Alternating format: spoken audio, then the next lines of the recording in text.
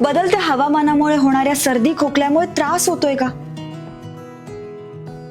मग निवडा आयुर्वेदिक खोगो cough syrup. 1 चमचा घ्या आणि त्वरित आराम मिळवा. हे सर्दी, कफ, खोकला तसेच घशातील खवखव दूर करून दिवसभर ऍक्टिव्ह ठेवते.